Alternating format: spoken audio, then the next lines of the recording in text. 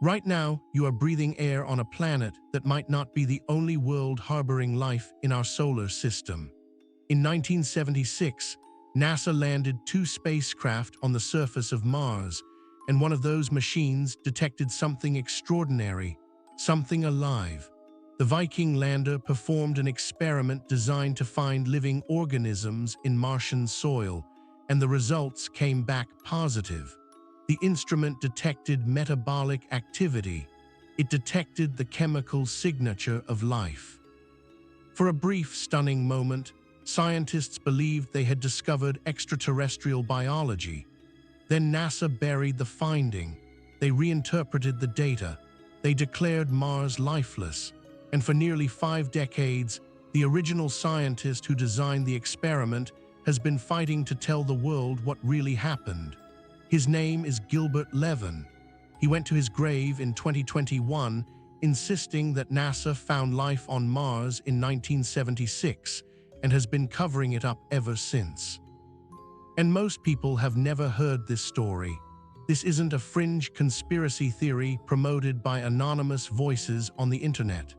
This is a credentialed NASA scientist, the principal investigator of a flagship Mars experiment, accusing his own agency of suppressing evidence for one of the most profound discoveries in human history. The implications extend far beyond academic debate. If life exists on Mars, everything changes. Our understanding of biology, our search for meaning in the cosmos, our assumptions about our own uniqueness, all of it requires revision. And if NASA knew this in 1976 and chose to hide it, we must ask what else they might be concealing and why. If you're ready to see the universe differently, prepare yourself. We begin. We always believed the search for extraterrestrial life would be dramatic, that we would receive radio signals from distant civilizations or witness spacecraft descending from the stars. We imagine the moment of discovery as a global event, broadcast live on every screen, celebrated with champagne and tears, and the recognition that humanity had finally answered its oldest question: are we alone? But in 1976, everything changed when 2 robotic landers touched down on the rusty surface of Mars and began scooping soil into their analytical instruments. The Viking mission was the most ambitious planetary exploration project ever attempted. Twin spacecraft, each carrying an orbiter and a lander, traveled hundreds of millions of miles through the void to reach the red planet. Their mission was explicitly to search for life, not to hint at possibilities, not to gather ambiguous data for future analysis, to find life, if it existed, using experiments designed by the best biologists and chemists NASA could assemble. Over the next 2 hours, we will explore what those experiments actually found, evidence that remains controversial to this day. We will discover how NASA's institutional pressures and philosophical assumptions shape the interpretation of data in ways that may have obscured the truth. And we will reveal what modern science now suggests about the possibility of Martian life, findings that cast the 1976 results in an entirely new light. The secret has been hiding in plain sight for almost 50 years. Let us finally examine it. The Viking mission began not on Mars, but in the minds of scientists who dared to ask whether life might exist beyond Earth. In the early 1960s, as the space race accelerated and humanity first escaped the bonds of gravity, researchers began seriously considering how to detect extraterrestrial organisms. The challenge was immense. No one knew what Martian life might look like.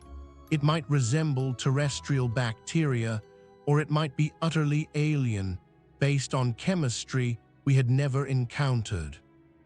Any detection experiment would need to be clever enough to recognize life without assuming it looked exactly like life on Earth. Gilbert Levin was a sanitary engineer who had developed methods for rapidly detecting bacterial contamination in water supplies. His techniques relied on feeding microorganisms radioactive nutrients and measuring whether they metabolized those nutrients by releasing radioactive gases. If bacteria were present, they would eat the food and exhale the evidence. The method was elegant, sensitive, and fast. In 1959, Levin realized his technique might work on Mars. If Martian soil contained microorganisms, feeding them nutrients should produce the same telltale radioactive exhaust. He proposed the experiment to NASA, and after years of development and testing, his labeled release experiment became one of 3 biology experiments aboard the Viking landers. The other 2 experiments were the gas exchange experiment and the pyrolytic release experiment. Gas exchange would monitor whether Martian soil released or absorbed gases when exposed to water and nutrients, looking for signs of metabolism. Pyrolytic release would expose soil to radioactive carbon dioxide and carbon monoxide under simulated Martian conditions, then heat the sample to see if any radioactive carbon had been incorporated into organic matter, as would happen if photosynthesis or similar processes occurred. Together, these 3 experiments represented humanity's first systematic attempt to detect life on another world. They were designed to complement each other, with each experiment probing different aspects of potential Martian biology. If all 3 gave positive results, the case for life would be compelling. If all 3 gave negative results, Mars could be confidently declared dead.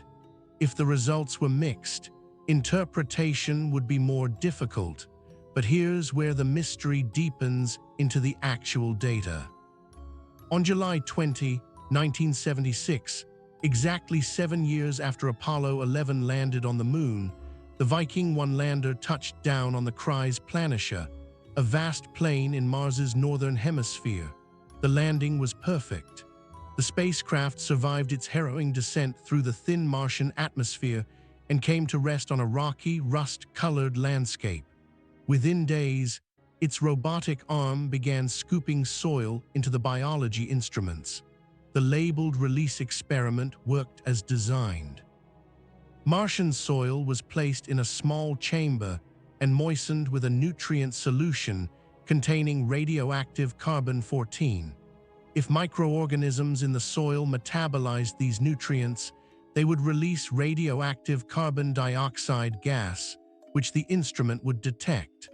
The results came back almost immediately, and they were positive. The soil sample released a significant burst of radioactive gas within hours of being exposed to the nutrient solution.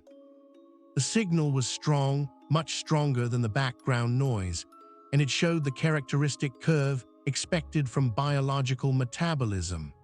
The gas release was rapid at first, as organisms consumed readily available nutrients, then gradually slowed as the food supply diminished. This was exactly what Levin's experiment had detected countless times when testing soil samples on Earth. By every criterion established before the mission, the labeled release experiment had detected life on Mars. Levin was elated. His experiment had worked. The most important scientific discovery in human history had just been made by a machine he designed.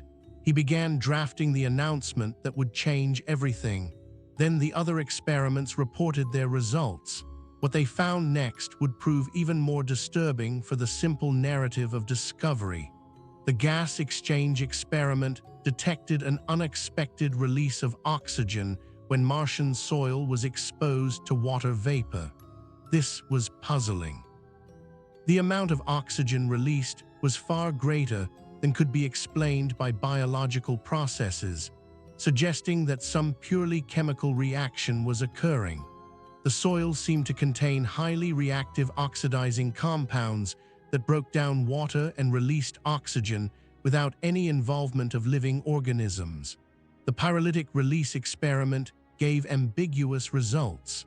Some runs showed slight evidence of carbon fixation, possibly indicating photosynthesis-like activity.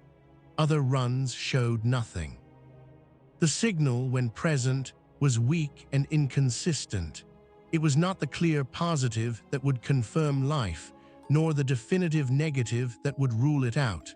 And crucially, a fourth instrument on the Viking lander delivered what seemed like a decisive verdict. The gas chromatograph mass spectrometer, or GCMS, was designed to detect organic molecules in Martian soil. Organic molecules are the building blocks of life as we know it. Amino acids, sugars, nucleotides, the complex carbon-based compounds that make up cells and carry genetic information. If life existed on Mars, organic molecules should be abundant in the soil. The GCMS found nothing, no organic molecules at all, not even the simple organic compounds that should have been delivered to Mars by meteorites over billions of years. The Martian soil appeared to be completely sterile, devoid of the chemical building blocks that life requires. This negative result became the deciding factor. NASA's scientists concluded that the positive labeled release results must have been caused not by biology, but by unusual chemistry. The Martian soil, they argued, contained reactive oxidizing compounds, perhaps hydrogen peroxide or superoxides, that mimicked biological activity when exposed to nutrients. The apparent metabolism was actually a chemical reaction, a false positive from a planet too hostile for life. In November 1976, NASA announced its official conclusion. The Viking experiments had not found life on Mars. The positive labeled release results were attributed to non-biological chemistry. The red planet was declared dead. Gilbert Levin disagreed. He had spent years designing his experiment to distinguish biological from non-biological reactions. He had tested it against every chemical simulant he could devise. Nothing except living organisms had ever produced the pattern of results seen on Mars. The oxidizer hypothesis, he argued, did not actually fit the data, and the absence of organic molecules detected by the GCMS could be explained by the same oxidizing chemistry that NASA was invoking to dismiss the biological interpretation. The oxidizers might have destroyed any organic molecules before the GCMS could detect them, but his objections were overruled. The institutional consensus formed quickly and hardened into orthodoxy. Mars was lifeless. The Viking biology results were artifacts. The search for extraterrestrial life would have to continue elsewhere. This discovery was only the beginning of a controversy that would span decades. To understand why NASA reached the conclusion it did, we must examine the scientific and institutional context of the Viking mission. The 1970s were a different era for space exploration. The Apollo program had just ended. Public enthusiasm for expensive space missions was waning. NASA was under pressure to justify its existence and its budget. A finding as extraordinary as extraterrestrial life would require extraordinary evidence, and the mixed results from Viking did not seem to meet that standard. There was also genuine scientific uncertainty. The Martian environment was far more hostile than researchers had expected. The thin atmosphere, the intense ultraviolet radiation, the absence of liquid water on the surface, all of these factors seemed to preclude the existence of life as we knew it. The discovery of reactive oxidizing compounds in the soil provided a plausible alternative explanation for the labeled release results. It was easier and safer to attribute the positive signal to unusual chemistry than to claim the discovery of extraterrestrial life. But easier and safer are not the same as correct. And as decades passed, problems with NASA's official interpretation began to accumulate. The oxidizer hypothesis, while superficially plausible, never fully explained the labeled release data. Levin and his collaborators conducted extensive experiments on Earth, testing various oxidizing compounds against the specific patterns observed on Mars.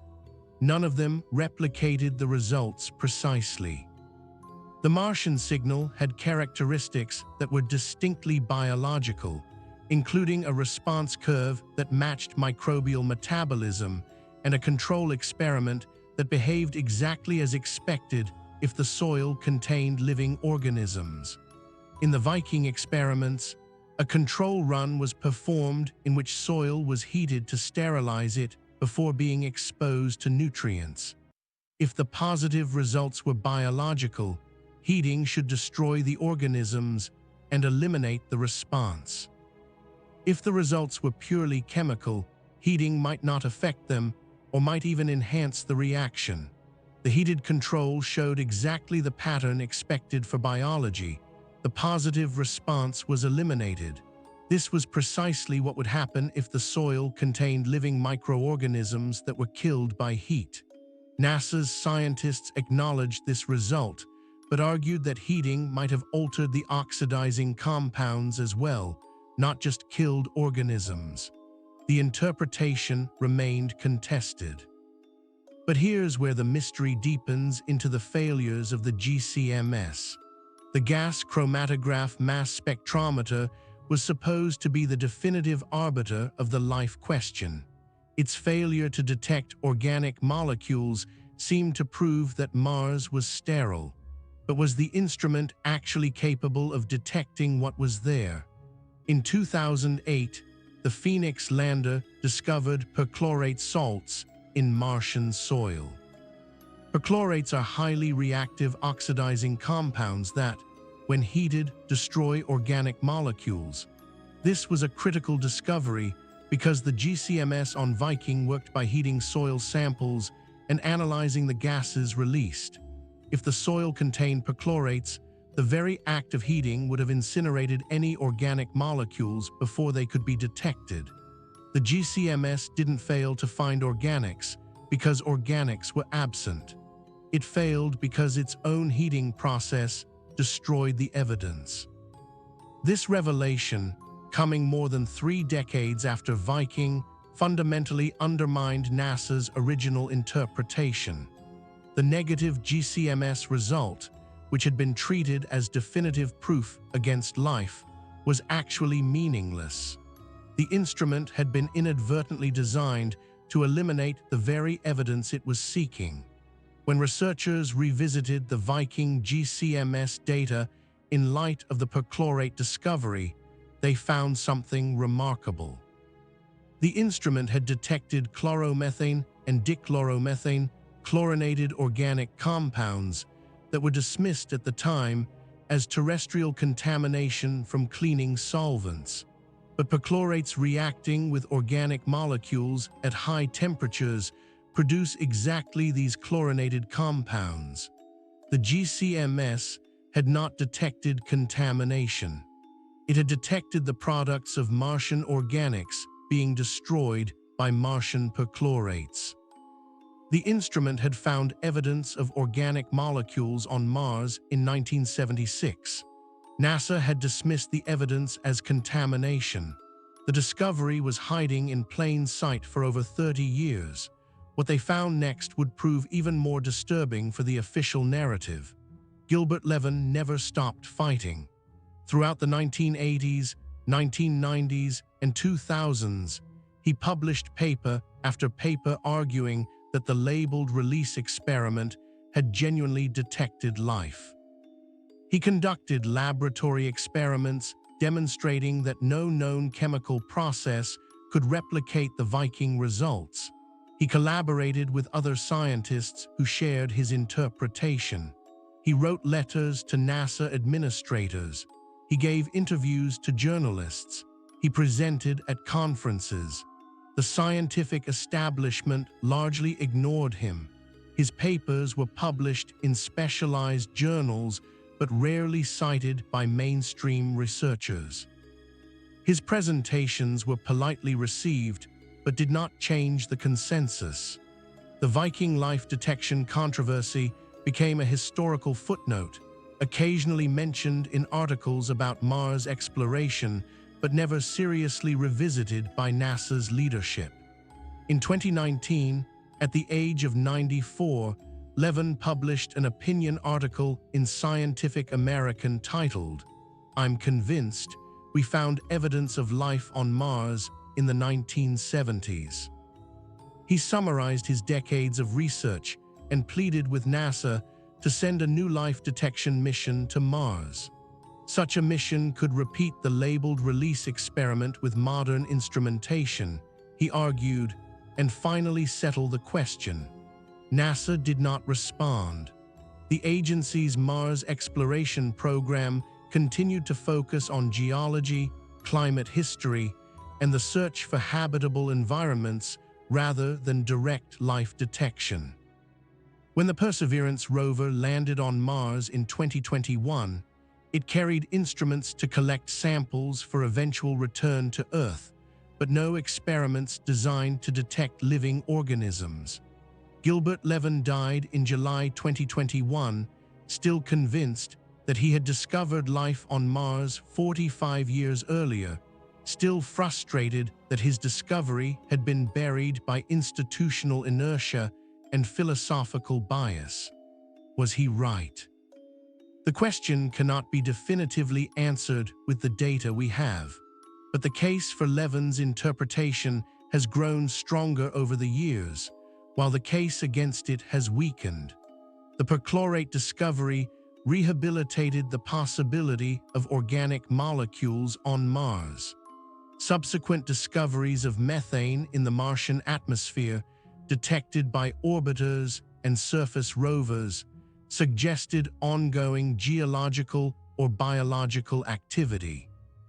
The recognition that extremophile organisms on Earth can survive conditions once thought incompatible with life expanded our sense of what Martian life might tolerate. None of this proves that the Viking-labeled release experiment detected life, but it removes many of the objections that were used to dismiss Levin's results in 1976. The question is not settled. It is open. The implications would shake our understanding of biology to its core if Levin was right. Consider what it would mean if life exists on Mars.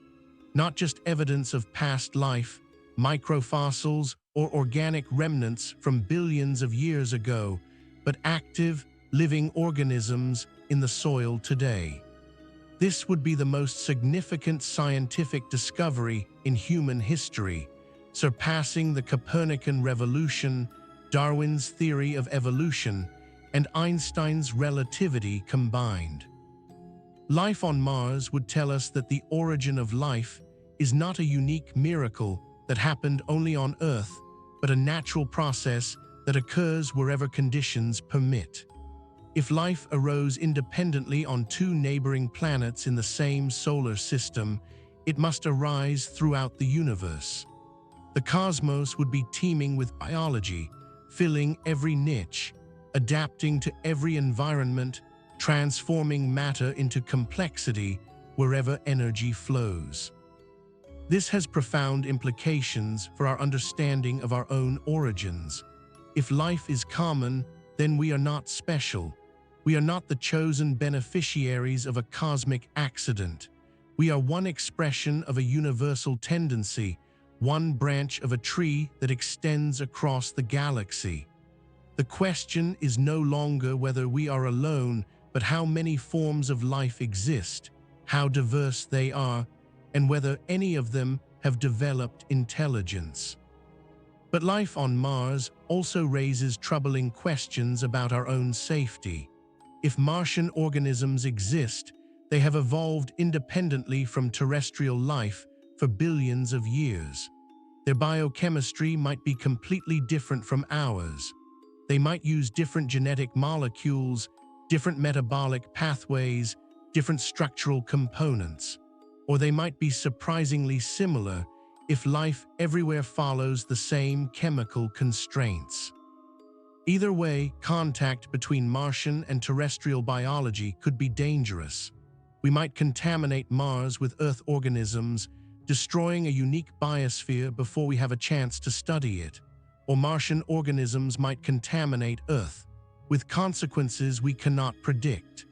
The history of invasive species on Earth, devastating ecosystems that evolved without them, provides a grim preview of what interplanetary biological exchange might mean. These concerns are not hypothetical. They have shaped NASA's planetary protection policies for decades. Every spacecraft sent to Mars is carefully sterilized to minimize the risk of forward contamination. Samples returned from Mars will be handled with extreme caution to prevent backward contamination. The protocols assume that Martian life might exist, even as the official position maintains that the Viking experiments did not find it.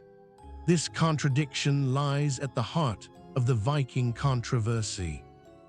NASA's planetary protection policies treat Martian life as a real possibility. NASA's scientific conclusions treat it as having been ruled out. The agency has never fully reconciled these positions, but here's where the mystery deepens into what NASA might have been hiding. Why would NASA suppress evidence of life on Mars? This is the question that conspiracy theorists ask, and it deserves a serious answer. Not because NASA is composed of villains who enjoy deceiving the public, but because institutions have dynamics that can lead to surprising outcomes. Consider the pressures facing NASA in 1976. The agency had just completed the Apollo program, achieving the goal that had defined it for a decade. Congress was reducing its budget. The public was losing interest in space. The Viking mission was enormously expensive, and its results would shape perceptions of NASA's value for years to come. A claim that Viking found life on Mars would be sensational. It would generate worldwide headlines. It would cement NASA's importance in the public imagination. But it would also invite intense scrutiny. If the claim later proved wrong, if subsequent missions failed to confirm the finding, NASA would be discredited. The agency that cried wolf would lose credibility for future discoveries. The mixed results from Viking created a dilemma. The positive labeled release results suggested life, but the negative GCMS results suggested sterility. A confident claim of discovery would be premature, given the contradictions. A confident denial would be safer, leaving open the possibility of future discoveries while avoiding the risk of being wrong. Institutional caution, not conspiracy, likely drove NASA's decision. The agency chose the conservative interpretation because it was less risky, not because it was correct. The scientists involved were not villains. They were professionals operating within a system that rewarded caution and punished premature claims. But caution can become orthodoxy. Once NASA announced that Viking had not found life, that position became the official truth. Challenging it required challenging the institution. Scientists who disagreed, like Gilbert Levin, found themselves marginalized. Their papers were harder to publish. Their grant proposals were rejected. Their views were dismissed as the obsessions of true believers who couldn't accept negative results. This is how suppression works in science, not through secret orders from shadowy figures, but through the gradual accumulation of institutional pressure. Orthodoxy is rewarded. Dissent is punished. The truth becomes whatever the majority believes, regardless of the evidence. What they found next would prove even more disturbing for those who trust scientific institutions. The Viking controversy is not an isolated case. Throughout the history of NASA and other scientific agencies, discoveries have been downplayed, reinterpreted, or suppressed when they conflicted with institutional interests or dominant paradigms. In 1996, NASA announced with great fanfare that a meteorite from Mars, designated ALH 84001, contained evidence of ancient Martian life. President Clinton held a press conference. Scientists presented images of what appeared to be fossilized bacteria within the rock. The media exploded with excitement about the possibility that life existed on the red planet. Then the skeptics emerged. Other scientists argued that the alleged fossils were too small to be cells, that the organic molecules could have been formed by non-biological processes, that terrestrial contamination could explain the findings. Within a few years, the consensus shifted against the life interpretation. The ALH 84001 excitement faded into a cautionary tale about the dangers of premature claims. But was the skepticism justified, or was it another case of institutional caution overriding genuine evidence? The debate continues to this day. Some researchers maintain that the meteorite shows signs of ancient biology. Others insist the features have non-biological explanations. The truth remains uncertain. In 2010, NASA astrobiologist Richard Hoover published a paper claiming to have found fossilized bacteria in carbonaceous meteorites. He presented detailed images and chemical analyses supporting his interpretation. NASA initially distanced itself from the claim, and the broader scientific community reacted with skepticism. Hoover's research was never definitively refuted, but neither was it embraced. It remains in limbo, another piece of potentially revolutionary evidence that the establishment cannot quite accept. The pattern repeats. Extraordinary claims are made, supported by evidence that seems compelling to some scientists. The claims are then attacked by skeptics who propose alternative explanations. The institutional consensus forms around the skeptical position, and the original claim is relegated to the margins. This pattern is not necessarily wrong. Extraordinary claims should require extraordinary evidence. Skepticism protects science from error, but skepticism can also become a shield against unwelcome truths.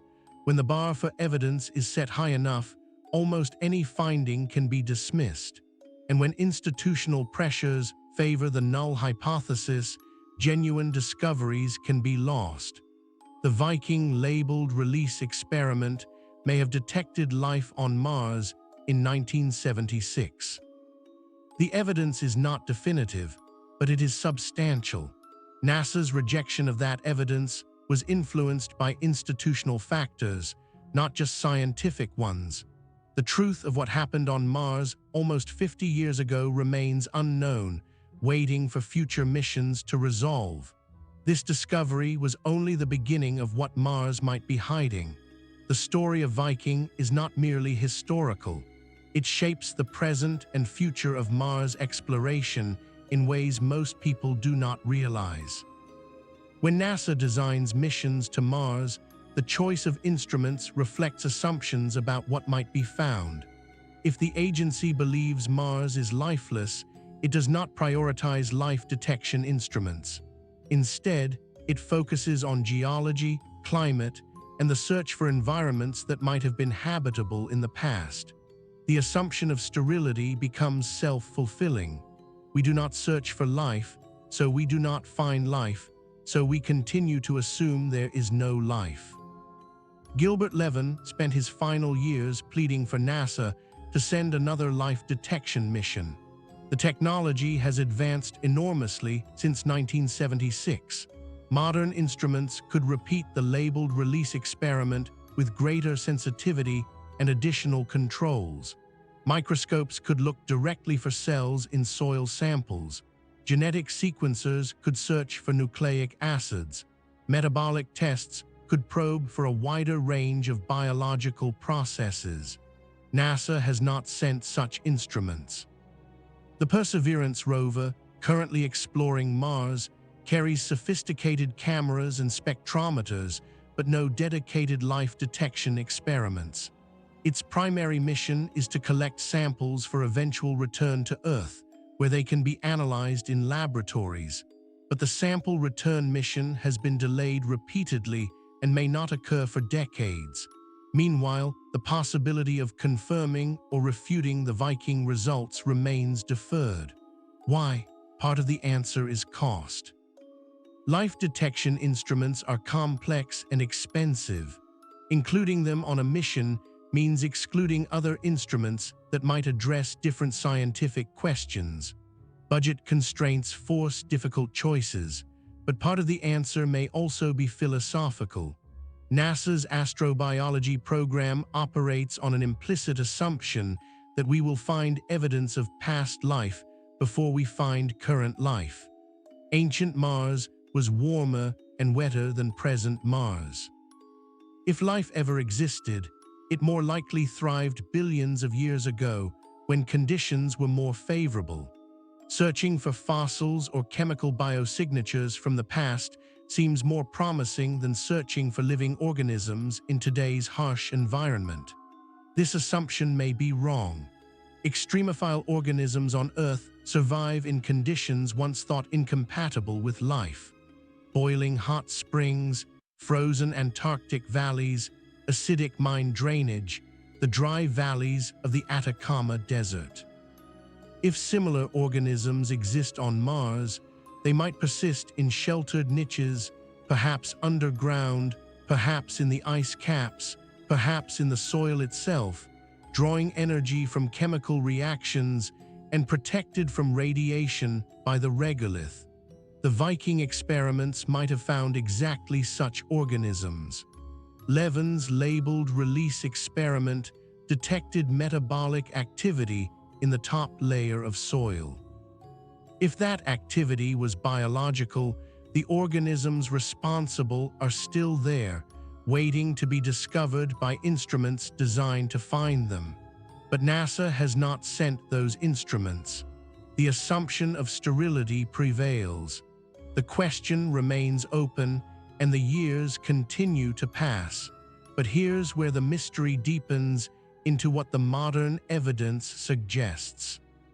Since the Viking missions, our understanding of Mars has been transformed by orbiters, landers, and rovers that have studied the planet from every angle. The picture that emerges is more complex than the barren wasteland NASA described in 1976. Mars has water, not liquid water on the surface, which cannot persist under current conditions, but ice at the poles and underground. Radar measurements have detected layers of ice beneath the surface across much of the planet. In some locations, liquid water may exist at depth, kept fluid by pressure and dissolved salts. Mars has organic molecules. Despite the Viking GCMS failure, subsequent missions have definitively detected organics in Martian rocks and soil. The Curiosity rover found complex organic compounds in mudstone samples from Gale Crater. The Perseverance rover has detected organics in rocks from Jezero Crater. These molecules could be biological in origin, or they could have been delivered by meteorites, or they could have formed through purely chemical processes. Their presence proves that the building blocks of life exist on Mars. Mars has methane. Multiple orbiters and the Curiosity rover have detected fluctuating levels of methane in the Martian atmosphere. On Earth, most atmospheric methane is produced by living organisms, particularly methanogenic bacteria. The source of Martian methane remains unknown. It could be geological, released from underground reservoirs by volcanic or hydrothermal activity, or it could be biological, produced by subsurface organisms that we have not yet detected. Mars has seasonal changes that hint at ongoing activity. Dark streaks called recurring slope lineae appear on steep slopes during warm seasons and fade during cold seasons. For years, scientists debated whether these features were caused by flowing briny water or by dry processes like dust avalanches. The current consensus favors dry processes, but the debate illustrates how dynamic and poorly understood the Martian surface remains. None of this proves that life exists on Mars, but all of it is consistent with that possibility. The planet is not the dead, unchanging world NASA described in 1976. It is a complex environment with water, organics, energy sources, and dynamic processes. It is exactly the kind of place where life might survive if it ever arose. What they found next would prove even more disturbing for the assumptions underlying Mars exploration. The most provocative recent evidence comes not from Mars itself, but from a reanalysis of the Viking data using modern computational techniques. In 2012, a team of mathematicians and biologists published a study applying complexity analysis to the Viking-labeled release data. They used a technique that examines the mathematical patterns in data to distinguish between signals produced by living systems and signals produced by non-living chemistry. Living systems tend to produce signals with higher complexity and more intricate patterns than purely chemical reactions. The analysis found that the Viking-labeled release data showed complexity patterns consistent with biology, not chemistry. The signals were not random noise or simple chemical curves. They had the mathematical fingerprints of life. This study did not prove that the Viking experiment detected life. Mathematical patterns are not the same as direct observation of organisms. But it provided independent evidence that the labeled release results were more consistent with the biological interpretation than with the chemical interpretation. It was another crack in the wall of skepticism. In 2018, another team published a study examining whether any known chemical process could replicate the specific features of the Viking-labeled release curves. They tested dozens of chemical reactions under simulated Martian conditions. None of them produced the same pattern of rapid gas release followed by gradual decline that Viking observed. The only process that consistently replicated the Viking results was biological metabolism. These studies are not definitive. They can be criticized on methodological grounds. They have not convinced the majority of scientists to change their position. But they add to the growing body of evidence suggesting that Levin's interpretation was correct, that NASA found life on Mars in 1976 and refused to acknowledge it. The secret has been hiding in plain sight for almost 50 years. The data is public. The experiments can be analyzed by anyone, yet the institutional consensus remains unmoved. Why? Perhaps because the implications are too profound to accept without overwhelming proof. Perhaps because changing position would require admitting error. Perhaps because the careers and reputations of scientists who built the orthodox interpretation are at stake. Or perhaps the evidence simply isn't strong enough yet. Perhaps we need to return to Mars with better instruments, repeat the experiments, and settle the question once and for all. But NASA has not sent those instruments, and the question remains open. This is where the first section of our exploration ends. We have examined the Viking mission and its controversial results. We have traced the decades-long debate over whether the labeled release experiment detected life. We have seen how institutional pressures and philosophical assumptions shaped NASA's interpretation. And we have glimpsed the modern evidence that keeps the question alive.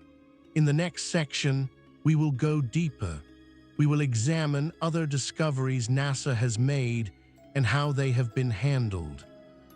We will explore the psychology of scientific institutions and why they resist paradigm-shifting discoveries. And we will ask what else might be hidden in the archives of space exploration, waiting for someone to notice. The truth about Mars may have been discovered in 1976. The truth about what NASA knew, and when they knew, it is still emerging. And the truth about life in the universe, the most profound question humanity has ever asked, may depend on finally confronting what happened almost 50 years ago on the surface of the red planet. The star of our solar system shines on Mars today as it did in 1976. The soil that Viking tested is still there, undisturbed. Whatever secrets it holds have not changed. Only our willingness to look has failed us. The secret waits. The question persists. And the universe keeps its counsel. The story of Viking is not an isolated incident. It is part of a larger pattern that stretches across decades of space exploration, a pattern of discoveries made and then minimized, evidence gathered and then reinterpreted, truths glimpsed and then obscured. To understand what happened in 1976, we must understand the institutional culture that shaped NASA's response to the unexpected, and we must examine other cases where similar dynamics played out. The psychology of scientific institutions is complex. Scientists are trained to be skeptical, to demand evidence, to resist accepting claims without rigorous proof. These are virtues. They protect the scientific enterprise from error, fraud, and wishful thinking. But skepticism can curdle into something else, into a reflexive rejection of anything that challenges established paradigms. When institutions become invested in particular interpretations of reality, they can become resistant to evidence that contradicts those interpretations, not because they are corrupt, but because they are human. Thomas Kuhn, the philosopher of science, described this dynamic in his influential book, The Structure of Scientific Revolutions. Normal science, he argued, operates within paradigms, shared frameworks of assumptions and methods that define what questions are worth asking and what answers are acceptable. Scientists working within a paradigm do not constantly question its foundations. They solve puzzles within the framework, extending and refining established knowledge. But occasionally, anomalies accumulate. Observations that don't fit the paradigm pile up. The framework creaks under the strain. Eventually, a crisis occurs, and a new paradigm emerges to replace the old one. This is scientific revolution, the dramatic shift that transforms our understanding of reality. The crucial insight is that paradigm shifts are resisted. Scientists invested in the old paradigm do not welcome evidence that undermines their life's work. They propose modifications and auxiliary hypotheses to preserve the framework. They dismiss anomalies as measurement errors or misinterpretations. They marginalize colleagues who advocate for the new paradigm. The shift happens not because the old guard is convinced, but because they eventually retire and are replaced by younger scientists who grew up with the new ideas. This is not corruption. This is human nature operating within institutional structures, and it explains much about how NASA handled the Viking results. But here's where the mystery deepens into the specific pressures facing space agencies. NASA is not a typical scientific institution. It is a government agency dependent on congressional funding, subject to political pressures, and constantly seeking to justify its existence to a public with limited attention span. These factors shape how the agency handles discoveries in ways that pure scientific institutions do not experience. When NASA announces a discovery, that announcement becomes a commitment. The agency's credibility is staked on the claim. If the claim later proves wrong, the damage extends beyond the scientists involved to the institution as a whole. Congressional critics can point to the failure as evidence of waste and incompetence. Public trust erodes. Future missions become harder to fund. This creates a powerful incentive for caution. NASA would rather understate discoveries than overstate them. It would rather miss a genuine finding than make a false claim.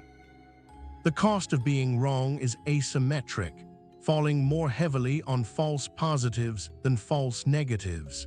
In 1976, this dynamic shaped the interpretation of the Viking results. The positive labeled release data suggested life, but the negative GCMS data suggested sterility. A confident announcement of life detection would be sensational but risky.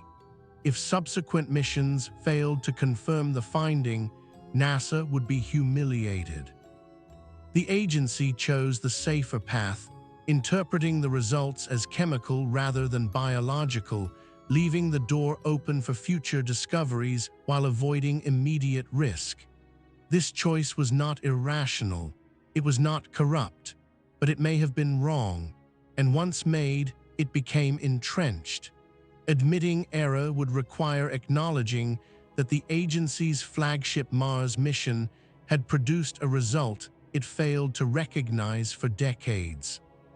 That acknowledgement would carry its own costs, including damage to credibility and reopening questions about the reliability of NASA's interpretations. The institutional incentives now favor maintaining the original position, regardless of accumulating evidence. The Viking results remain officially negative, even as the case for Levin's interpretation grows stronger.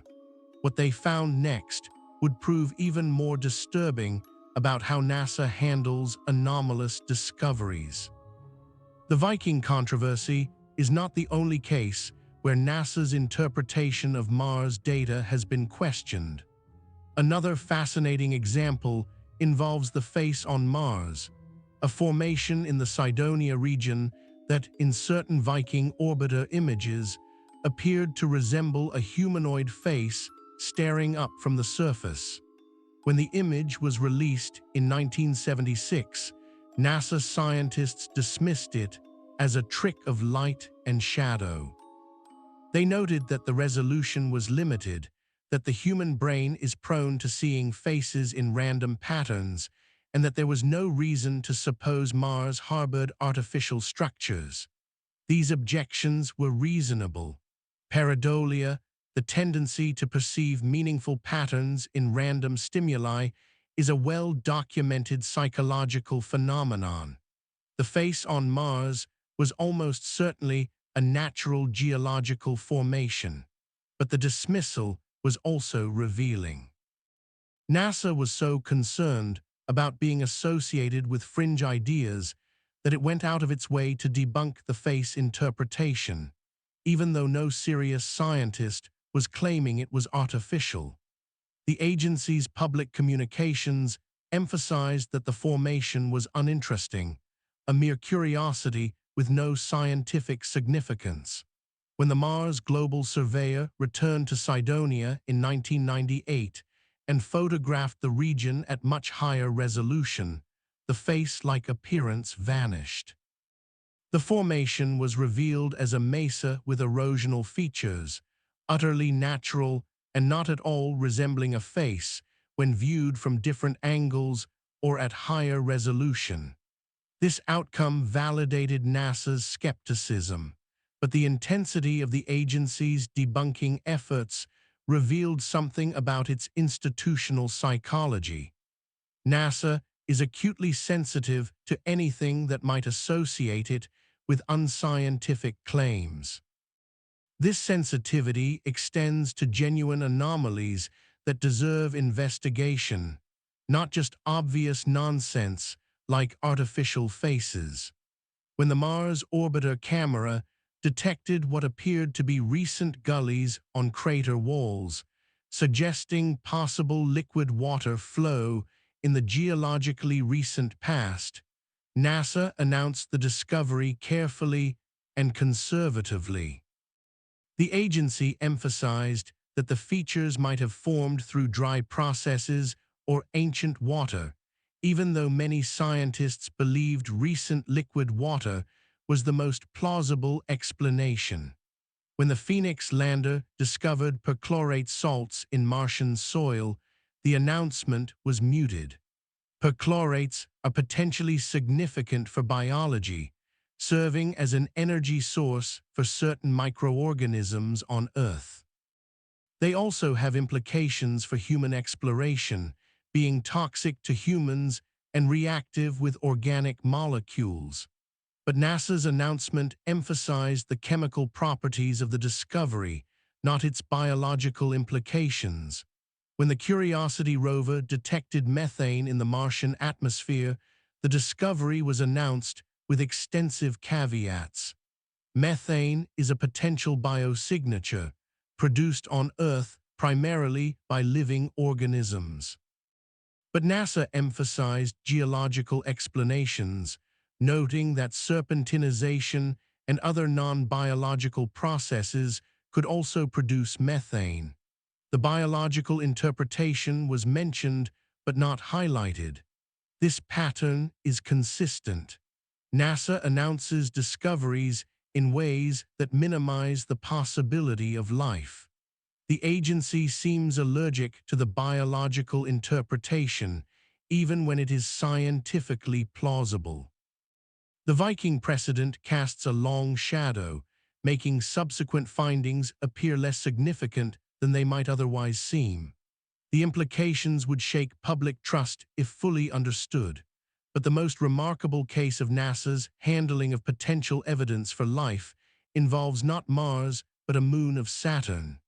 In 2005, the Cassini spacecraft began detecting something extraordinary about Enceladus, a small icy moon barely 300 miles in diameter. The spacecraft observed plumes of water vapor and ice particles erupting from the moon's south polar region. Subsequent flybys revealed that these plumes contain not just water, but also organic molecules, molecular hydrogen, and silica particles, suggesting hydrothermal activity on the seafloor. Enceladus has a global subsurface ocean beneath its icy crust. That ocean is in contact with a rocky core, where hydrothermal vents may be transferring heat and chemicals into the water. On Earth, hydrothermal vents support rich ecosystems based on chemosynthesis, with bacteria feeding on chemical energy and supporting complex food webs that thrive in complete darkness. The implications were stunning. Enceladus possesses all the ingredients for life as we know it: liquid water, organic molecules, chemical energy, and geological activity. The plumes shooting into space provide a way to sample the ocean without even landing. A spacecraft could fly through the plumes and analyze their contents directly. Scientists proposed exactly such a mission. The Enceladus Life Finder, or ELF, was designed to fly through the plumes with instruments capable of detecting amino acids, lipids, and other biomolecules. If life exists in the ocean of Enceladus, ELF could find it without ever touching the surface. NASA did not select the mission. Despite the scientific opportunity, despite the clear path to potentially detecting extraterrestrial life, the agency chose other priorities. The Enceladus Life Finder was passed over in favor of missions to asteroids and other targets. Why? The official explanations involved cost, technical readiness, and scientific balance. NASA has limited resources, and must choose among many worthy proposals. The Enceladus mission was expensive and technologically challenging. Other missions offered more certain returns, but critics suggested another factor: institutional caution about life detection. NASA had been burned by the Viking controversy and the ALH 84001 meteorite debate. The agency was reluctant to commit to another life detection mission that might produce ambiguous results and renewed controversy.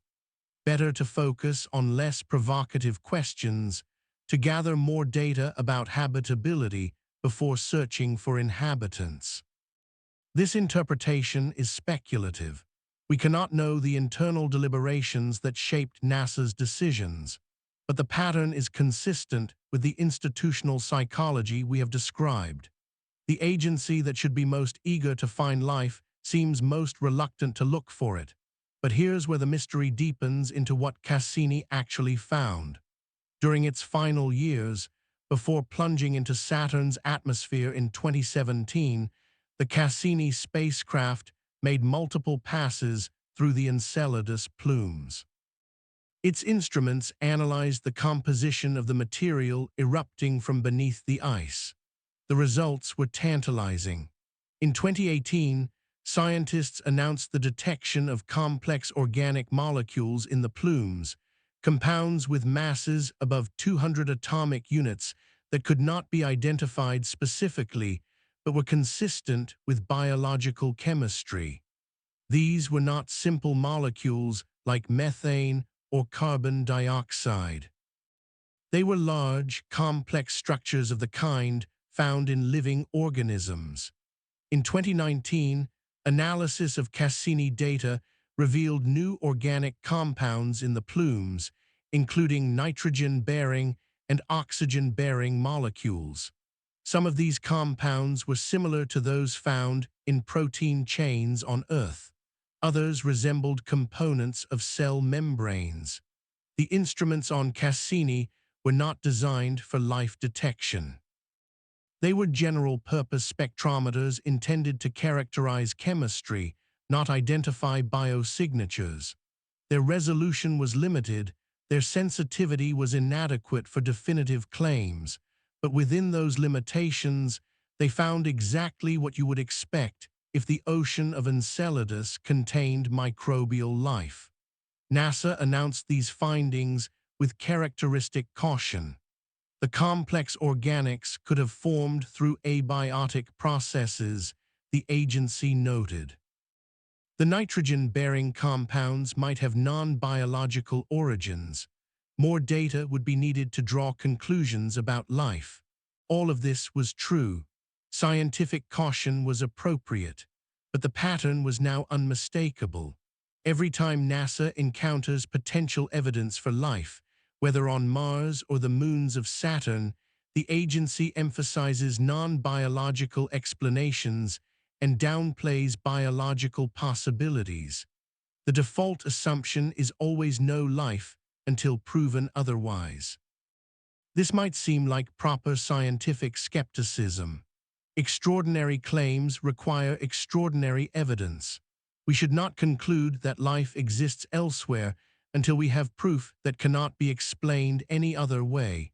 But consider the alternative framing. What if we asked not whether we have proven life exists, but whether life is plausible given what we have found? The Viking labeled release experiment produced results consistent with biology. The chemistry of Enceladus is consistent with habitable conditions. The detection of complex organics in both environments is consistent with biological activity. These observations do not prove life exists, but they suggest that life is possible, perhaps likely, in multiple locations beyond Earth. The appropriate response would be to investigate further, to send dedicated life detection missions, to prioritize the search for biology as a central goal of planetary exploration. NASA has not done this. Despite the accumulating evidence, despite the scientific opportunity, The agency continues to treat life detection as a distant goal rather than an immediate priority. The missions NASA selects focus on habitability rather than inhabitants, on environments rather than organisms. The secret of what might exist on Mars and Enceladus, and perhaps other worlds, remains hidden, not because we lack the technology to find it, but because we lack the institutional will to look.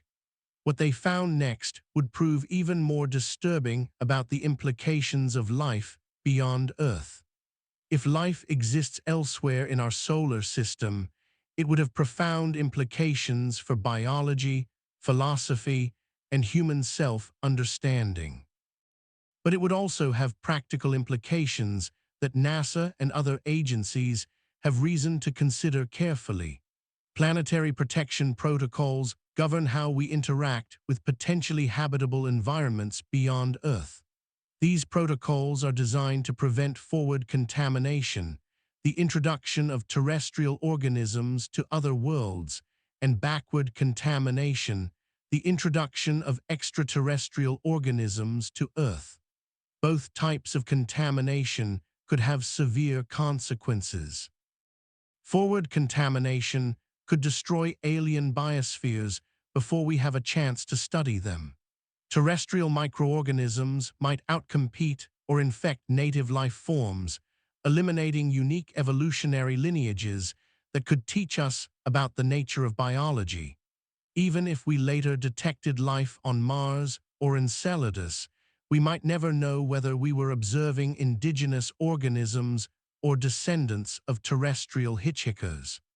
Backward contamination could pose even greater risks. Extraterrestrial organisms might be pathogenic, causing diseases for which terrestrial life has no immunity. They might be ecologically disruptive, outcompeting native species and destabilizing ecosystems. They might interfere with terrestrial biochemistry in ways we cannot predict. These risks are taken seriously by scientists and policymakers.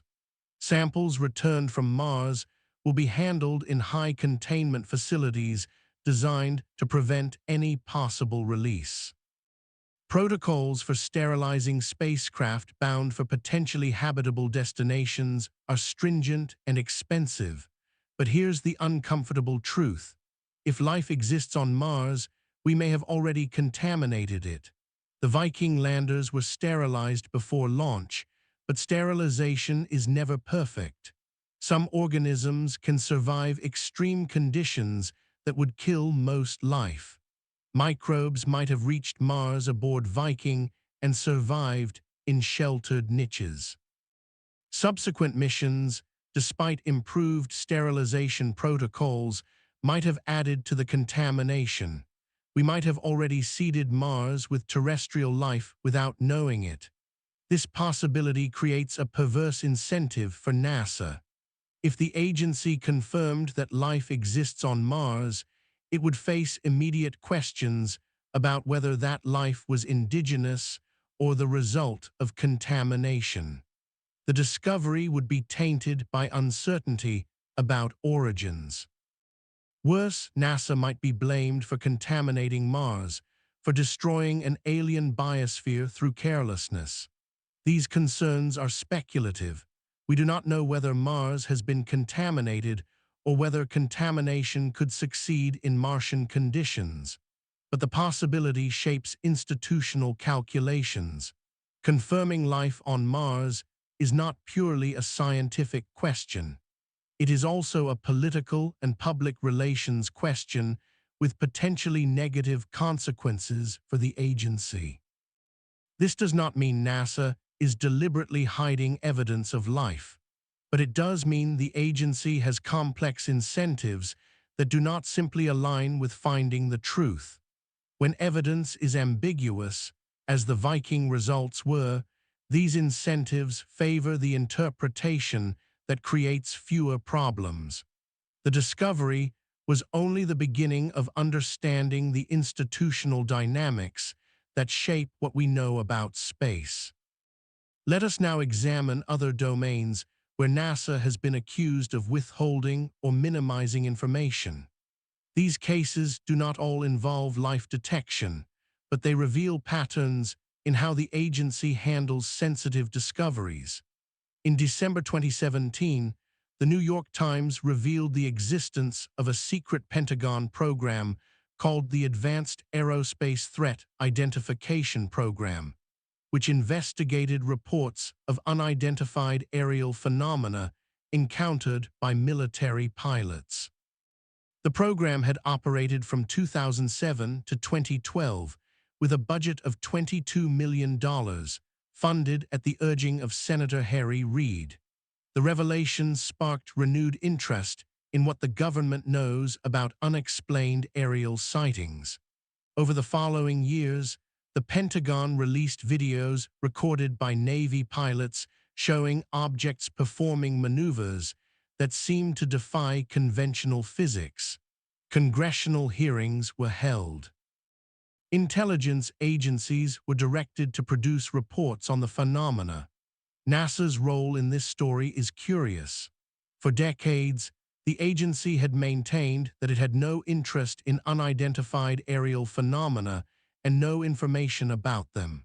When asked about UFOs, NASA officials would point to the scientific consensus that there is no evidence of extraterrestrial visitation and emphasize that the agency focuses on exploration, not investigation of anomalous sightings.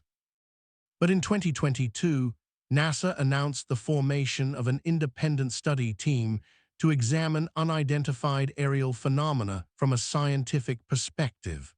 The agency acknowledged that while there was no evidence linking the phenomena to extraterrestrial technology, the sightings deserved scientific attention.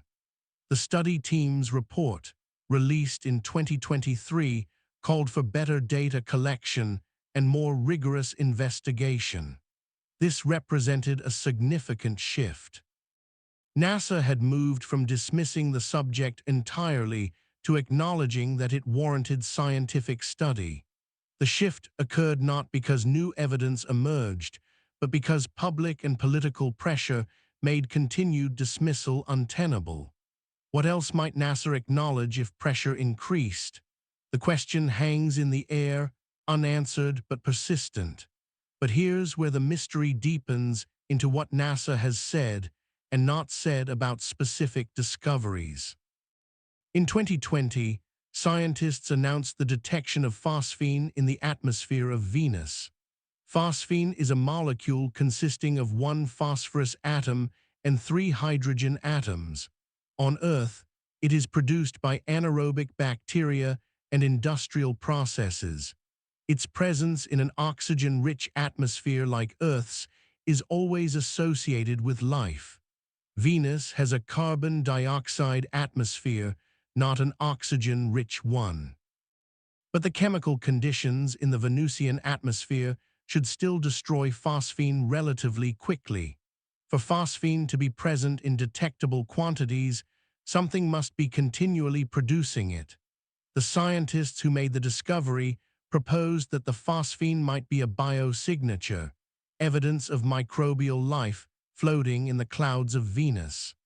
The Venusian surface is hellish, with temperatures hot enough to melt lead and pressures that would crush most spacecraft. But the clouds at altitudes of 50 to 60 kilometers have much more moderate conditions. Temperatures and pressures there are similar to Earth's surface. If life could exist anywhere on Venus, it would be in the clouds. The announcement was explosive. Venus had been largely ignored in the search for life, dismissed as too hostile for biology. The phosphine detection suggested that assumption might be wrong. NASA's response was muted.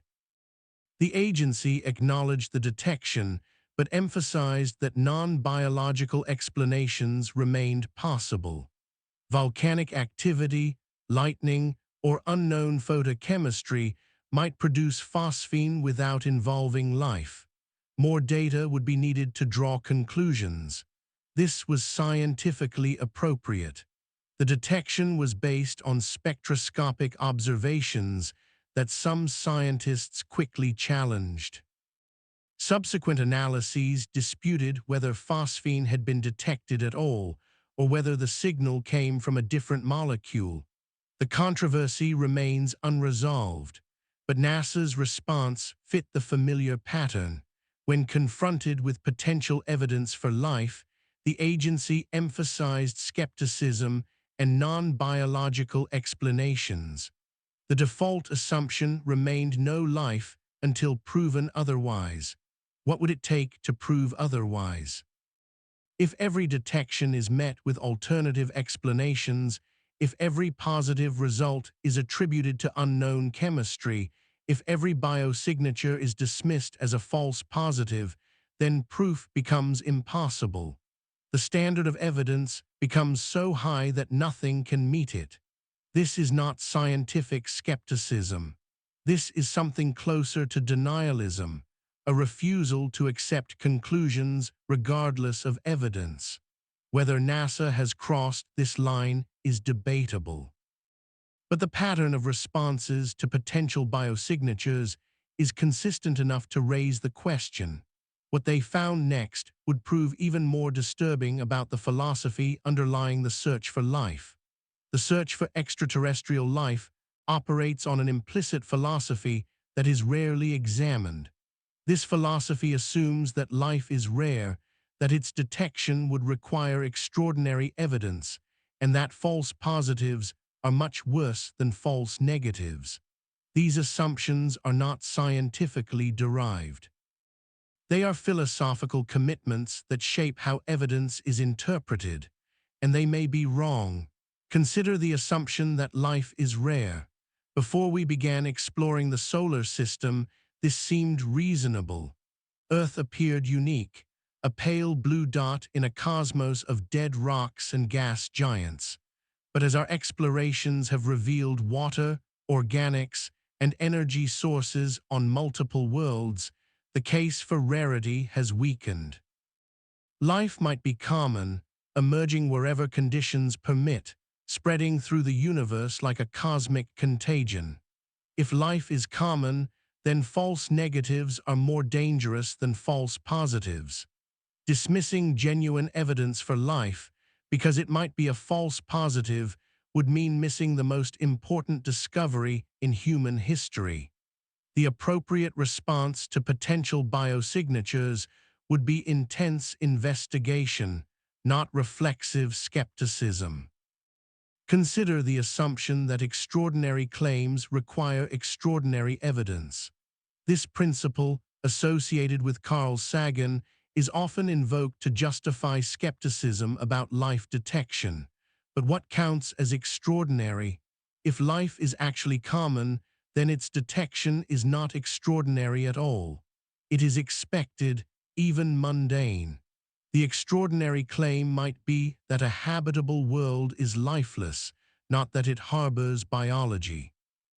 The demand for extraordinary evidence can become a movable goalpost, always receding beyond the current data. When Viking detected metabolic activity, critics demanded organic molecules. When organics were found, critics demanded more complex organics. When complex organics were found, critics demanded direct observation of cells. When cells are found, critics may demand DNA sequences. When sequences are found, critics may demand living cultures. The standard escalates without limit, ensuring that proof never arrives. Consider the assumption that false positives are worse than false negatives. This assumption makes sense in some contexts. A false positive in medicine might lead to unnecessary treatment. A false positive in criminal justice might lead to wrongful conviction. But in the search for life, the costs are asymmetric in the opposite direction. A false positive about Martian life would eventually be corrected by subsequent observations. The scientific process is self-correcting. Errors are identified and fixed. The damage from a premature announcement would be temporary and limited. A false negative about Martian life could persist indefinitely. If we decide that Mars is lifeless and stop searching, we might never discover our error. The opportunity cost of a false negative is potentially infinite, a permanent loss of knowledge about one of the most important questions humans can ask. The philosophy underlying NASA's approach to life detection may be miscalibrated.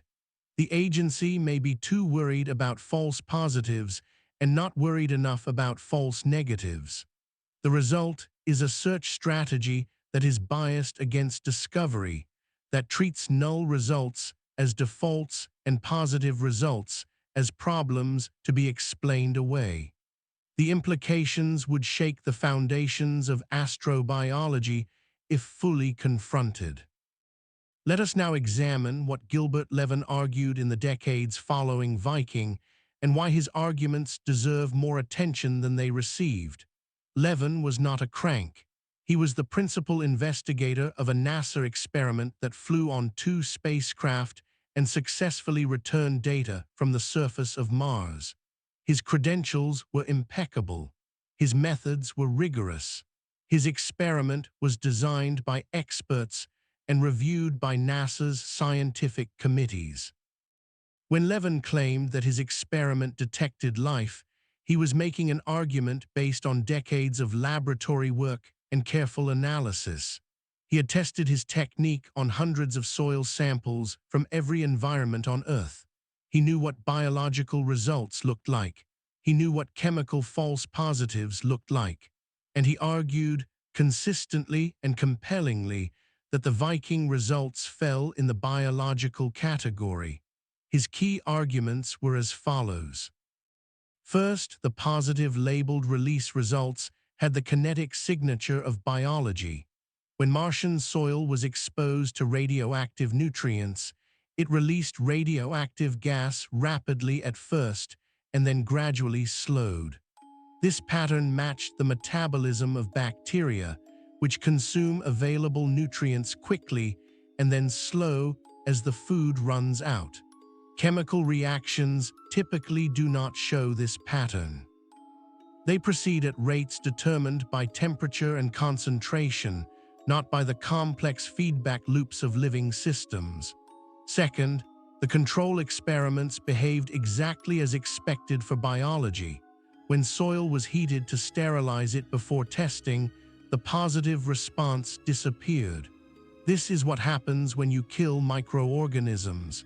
They can no longer metabolize nutrients. If the response had been purely chemical, heating might have enhanced it or left it unchanged.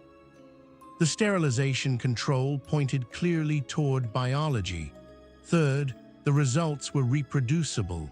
Both Viking landers, located thousands of miles apart, obtained similar positive results. The experiments were repeated multiple times with consistent outcomes. This reproducibility argued against instrumental error or sample contamination. Fourth, no known chemical process could replicate the specific features of the Viking data. Levin and his collaborators tested numerous oxidizing compounds under simulated Martian conditions. None produced the exact pattern of gas release observed on Mars. The biological interpretation remained the only explanation that fit all the data. Fifth, the negative GCMS result did not disprove biology. The GCMS was designed to detect organic molecules, but it worked by heating samples to high temperatures. As later discovered, the perchlorates in Martian soil would have destroyed any organics during this heating process. The GCMS failure to detect organics said nothing about whether organics were present in the original soil. These arguments were published in peer-reviewed journals. They were presented at scientific conferences. They were refined and strengthened over decades as new data about Mars became available. Yet they never changed the institutional consensus. But here's where the mystery deepens into why Levin was ignored. Why didn't the scientific community take Levin's arguments more seriously? Several factors contributed. First, the initial interpretation became entrenched. Once NASA announced that Viking had not found life, that conclusion was treated as established fact. Scientists who wanted to discuss Mars in papers and proposals had to work within this framework. Challenging it would invite skepticism about their own work. Second, the burden of proof fell on Levin rather than his critics. The null hypothesis in science is typically that no effect exists. Levin had to prove life existed. His critics only had to offer alternative explanations, however speculative. This asymmetry made his task much harder. Third, Levin was seen as having a personal stake in the biological interpretation. He had designed the labeled release experiment and invested his career in it. Critics could dismiss his continued advocacy as ego-driven, the refusal of an old scientist to accept that his life's work had failed. Fourth, the broader scientific community was not deeply engaged with the question. Mars life detection is a specialized topic, studied by a relatively small group of researchers. Most scientists had no strong opinions and simply accepted the official interpretation. The controversy remained confined to a small community where Levin was increasingly marginalized. Fifth, no new data forced reconsideration. For decades after Viking, no spacecraft returned to Mars with instruments capable of addressing the life question directly. The controversy could not be resolved because no new evidence was being gathered. By the time new missions arrived, the Viking results were ancient history, rarely discussed, except as a cautionary tale about ambiguous data. These factors combined to ensure that Levin's arguments were heard, but not heeded. He published and presented and advocated, but the consensus did not shift. He became a lonely voice, respected for his past contributions, but dismissed for his current claims.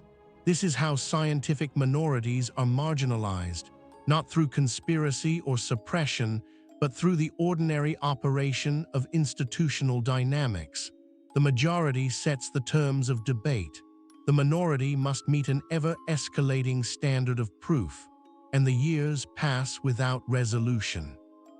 What they found next would prove even more disturbing about the costs of this marginalization. In 2007, NASA released a report called An Astrobiology Strategy for the Exploration of Mars. The report outlined the scientific priorities for Mars exploration over the coming decades. It emphasized the search for habitable environments, the characterization of Martian geology and climate, and the collection of samples for eventual return to Earth. Life detection was not a priority. The report acknowledged that life might exist on Mars, but argued that confirming its presence would require sample return and analysis in terrestrial laboratories. Direct life detection experiments on the Martian surface, like the Viking biology package, were not recommended. This was a policy choice with profound implications. By deciding not to prioritize life detection, NASA ensured that the Viking controversy would not be resolved for decades. The question Levin had raised in 1976 would remain unanswered into the 2020s and perhaps beyond.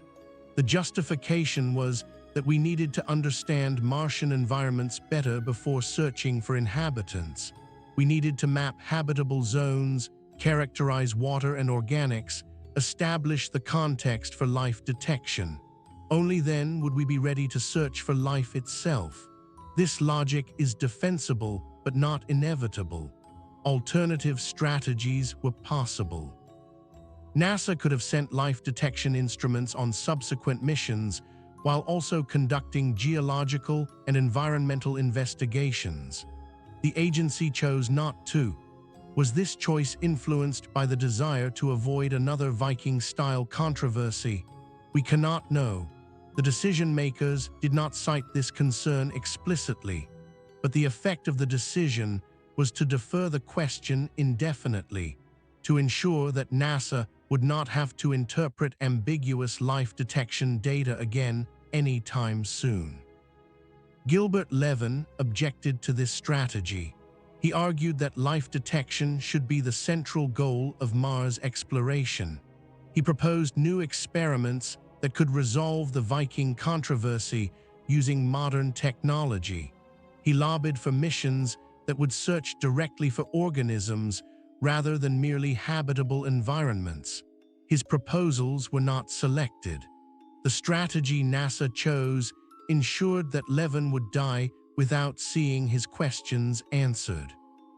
This discovery was only the beginning of understanding what might have been lost. The costs of NASA's approach extend beyond the Viking controversy. By deprioritizing life detection, the agency may have delayed the most important discovery in human history by decades. Consider what we might know today if NASA had sent a life detection mission to Mars in the 1990s or 2000s. Modern instruments are far more capable than those on Viking. We could have repeated Levin's experiment with better controls and additional tests. We could have used microscopes to look directly for cells. We could have employed genetic techniques to search for nucleic acids. If such a mission had found life, we would have confirmed the discovery by now. If it had found nothing, we could have closed the book on the Viking controversy and moved on.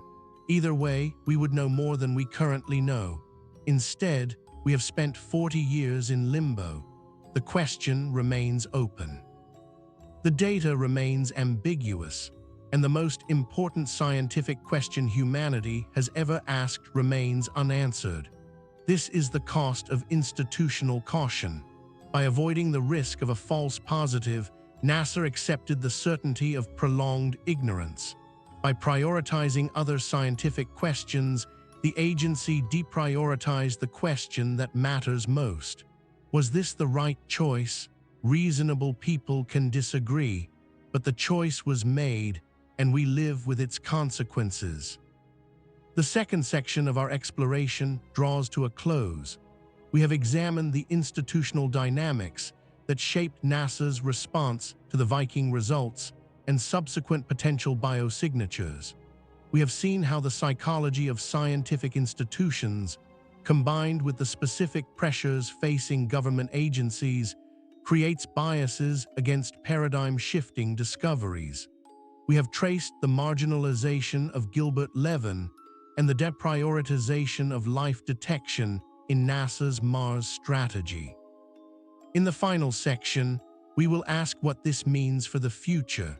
We will examine what new missions might tell us about life on Mars and other worlds. We will consider what would happen if life were confirmed and how such a discovery would change humanity's understanding of itself.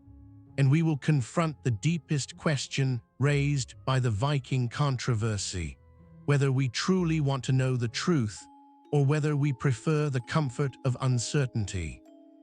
The secret that NASA may have discovered in 1976 remains unconfirmed.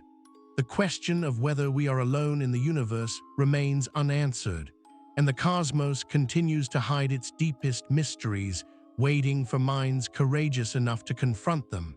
The search continues, the truth waits, and somewhere on Mars, the soil that Viking tested still holds whatever secrets it has always held.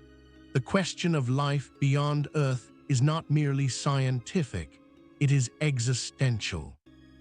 It touches on the deepest questions humans have ever asked about meaning, purpose, and our place in the cosmos.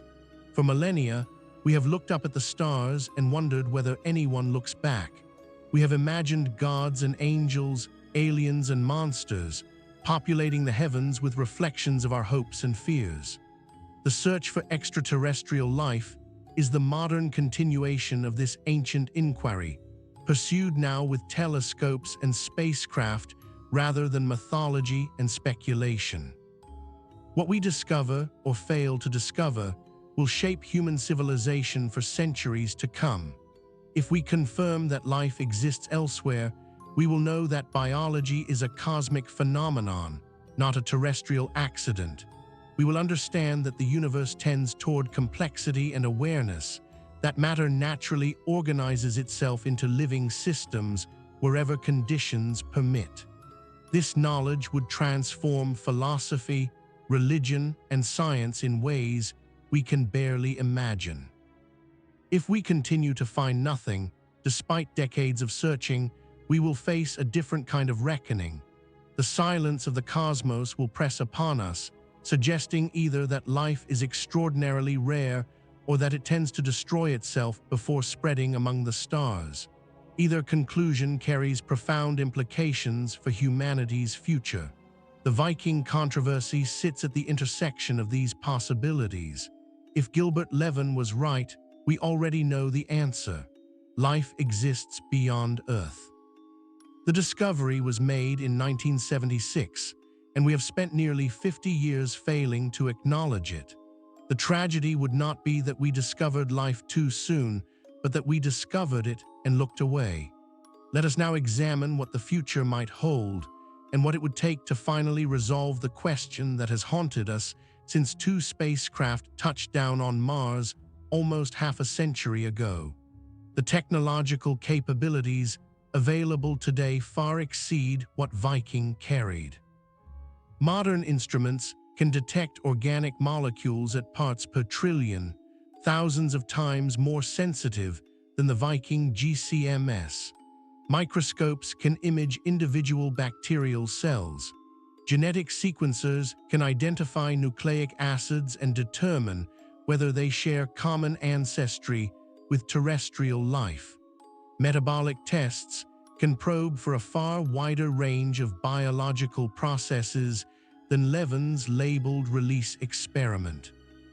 If NASA chose to prioritize life detection, a mission could be designed and launched within a decade. Such a mission could carry multiple complementary instruments, each probing different aspects of potential biology. Positive results from multiple independent tests would be far more convincing than the single positive from Viking. The controversy could be resolved definitively, one way or the other. But here's where the mystery deepens into why such a mission has not been sent. NASA's current Mars strategy centers on the Mars Sample Return Campaign, an ambitious effort to collect samples from the Martian surface and return them to Earth for laboratory analysis. The Perseverance rover, which landed in 2021, is collecting samples and caching them for future retrieval. A subsequent mission would collect these caches, launch them into Mars orbit, and transfer them to a spacecraft for the journey home. The samples would arrive on Earth sometime in the 2030s if the current timeline holds. Sample return has significant advantages. Terrestrial laboratories can perform analyses impossible on Mars. Scientists can apply techniques not yet invented to samples preserved for future study. The controlled conditions of Earth-based labs reduce the risk of ambiguous results, but sample return also has significant disadvantages. The campaign is enormously expensive, with current cost estimates exceeding $10 billion. The timeline is uncertain, having already slipped multiple times. The samples collected by Perseverance may or may not contain evidence of life, depending on where they were gathered and what Martian biology, if it exists, actually looks like. Most critically, sample return postpones the answer. Instead of learning whether life exists on Mars in this decade, we will wait until the 2030s or beyond. The question that could have been addressed directly will be deferred yet again, continuing the pattern established after Viking. Some scientists have criticized this approach. They argue that in situ life detection should complement sample return, not wait for it. A relatively inexpensive mission carrying modern life detection instruments could be launched in parallel with the sample return campaign. If it found life, the discovery would be confirmed. If it found nothing, sample return would still proceed, with expectations appropriately calibrated. NASA has not adopted this approach. The agency's resources are concentrated on sample return, leaving little room for alternative strategies. The life detection question remains formally open but practically deferred. What they found next would prove even more disturbing about the political factors shaping Mars exploration. The Mars sample return campaign has become entangled in political controversy that threatens its completion. In 2024, NASA's budget request was challenged by congressional critics who questioned the campaign's escalating costs. The agency was directed to seek alternative approaches that might reduce expenses. This budget pressure creates uncertainty about when or whether samples will actually return to Earth. If the campaign is delayed or cancelled, the strategy of deferring life detection to sample return will prove disastrous. Decades will have been spent preparing for a mission that never happens. The question of Martian life will remain unanswered indefinitely. This possibility illustrates the risks of placing all eggs in one basket. By concentrating resources on sample return while neglecting in situ life detection, NASA has created a situation where political factors beyond its control could prevent any resolution of the most important question in astrobiology. A more robust strategy would have diversified the portfolio. Multiple missions with different approaches would have reduced risk.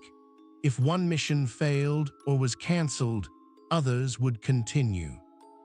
The question of Martian life would have been addressed from multiple angles, with multiple chances for success. Instead, we have a single, expensive, politically vulnerable campaign that may or may not succeed. The fate of the life detection question depends on congressional appropriations and agency politics, not on scientific merit. Gilbert Levin warned about this. He argued that NASA's approach was too cautious, too slow, too dependent on distant future missions. He advocated for immediate action, for sending life detection instruments on every Mars mission, for maintaining the question at the center of the exploration program. His warnings were ignored. Now, almost 50 years after Viking, we are no closer to a definitive answer. The question that seemed on the verge of resolution in 1976 remains as open as ever, and the institutional factors that buried the original discovery continue to shape the search. But here's where the mystery deepens into what private actors might accomplish. The space exploration landscape has changed dramatically since the Viking era. NASA is no longer the only organization capable of reaching Mars. Private companies, notably SpaceX, have developed launch capabilities that rival or exceed government systems. International space agencies in Europe, China, Japan, and other nations have independent Mars programs. The monopoly on Mars exploration has been broken. This diversification creates new possibilities for life detection. A private foundation or wealthy individual could fund a dedicated life detection mission independent of NASA's priorities. An international consortium could bypass American political constraints. A university or research institute could partner with commercial launch providers to send instruments NASA has declined to fly. Some efforts along these lines are already underway. The Mars Society, a non-profit organization advocating for Mars exploration, has proposed the Gemini Mars mission concept, which would search for life using modern instruments. Private ventures have discussed sending life detection payloads as secondary cargo on commercial missions. The barrier to entry has fallen low enough that non-governmental actors can meaningfully participate. Whether any of these efforts will succeed remains uncertain. Mars missions are expensive and technically challenging, even with modern launch capabilities. Most proposed private missions have never left the drawing board. The practical difficulties of reaching Mars and operating on its surface continue to filter out all but the most capable and well-funded actors. But the possibility exists. The monopoly NASA once held has been broken. If the agency continues to deprioritize life detection, others might fill the gap. The question of Martian life might be answered not by a government program, but by a private initiative driven by curiosity rather than institutional caution. This would be fitting. The search for life is fundamentally a human endeavor, not a bureaucratic one. It arises from the deepest questions our species has ever asked. It deserves to be pursued with passion and urgency, not deferred indefinitely by risk-averse institutions. The implications would shake the space industry if private actors succeeded where NASA hesitated. Let us now consider what would happen if life on Mars were confirmed. This is not idle speculation. The possibility is real enough that we should prepare for its implications. If Martian life exists and is confirmed, several scenarios are possible depending on its nature. Scenario 1. Martian life shares common ancestry with terrestrial life. This would mean that life originated once and spread between planets, probably carried by meteorites blasted off one world and landing on another. Mars and Earth have exchanged material throughout their histories. Life originating on one planet could have seeded the other. If this scenario proves true, the discovery would be scientifically important but philosophically limited. We would learn that life can survive interplanetary transfer, that the solar system is a connected biosphere. But we would not learn whether life arises independently, whether the universe tends toward biology, whether we should expect life on worlds that have not exchanged material with Earth. Scenario 2. Martian life originated independently from terrestrial life. This would be the more profound discovery. Independent origins would demonstrate that life arises readily when conditions permit, that biology is a natural consequence of chemistry and physics, that the universe is predisposed toward living systems. We would know this if Martian life used different biochemistry than terrestrial life. Different genetic molecules, different amino acids, different metabolic pathways would prove separate origins. The discovery would transform our understanding of biology from a study of Earth's particular history to a study of universal principles. Scenario 3. Martian life is complex rather than microbial. This seems unlikely given the harsh surface conditions, but subsurface environments might harbor more sophisticated organisms. Complex life would raise even more profound questions about the trajectory of evolution, the emergence of intelligence, and the potential for civilizations elsewhere. Each scenario carries different implications, but all would transform humanity's self-understanding. We would no longer be alone. We would know that life is a cosmic phenomenon, that the universe creates organisms as naturally as it creates stars and galaxies. The philosophical and religious implications would be debated for generations. What they found next would prove even more disturbing about how humanity might respond to such a discovery. History suggests that transformative discoveries are not always embraced. The Copernican revolution, which displaced Earth from the center of the cosmos, was resisted for centuries. Darwin's theory of evolution, which explained human origins through natural processes, remains controversial among some populations to this day. The discovery of extraterrestrial life might face similar resistance. Religious traditions that place humanity at the center of creation would need to adapt or reject the finding. Some traditions have already developed theological frameworks that accommodate extraterrestrial life. Others have not. The reaction would vary across denominations and faiths. Political implications would also arise. If life exists on Mars, does Mars have rights? Can we terraform a living world, potentially destroying indigenous organisms? Should we quarantine the planet to prevent contamination? These questions, once purely theoretical, would demand practical answers. Economic implications would follow. If Mars harbors life, the commercial exploitation of the planet becomes ethically complicated. Mining operations, settlements, and resource extraction would all need to consider impacts on native biology. The legal framework for space activities would require revision. Social implications might be the most profound. The discovery of extraterrestrial life would unite humanity in a way few other discoveries could. We would see ourselves as representatives of Earth life, members of a planetary biosphere making contact with another. The tribal divisions that consume so much human energy might seem petty against the cosmic context. Or they might intensify as different groups claimed the right to speak for humanity or interpreted the discovery through incompatible frameworks. We cannot know how humanity would respond until the discovery occurs, but we can recognize that the response would be complex, contested, and transformative.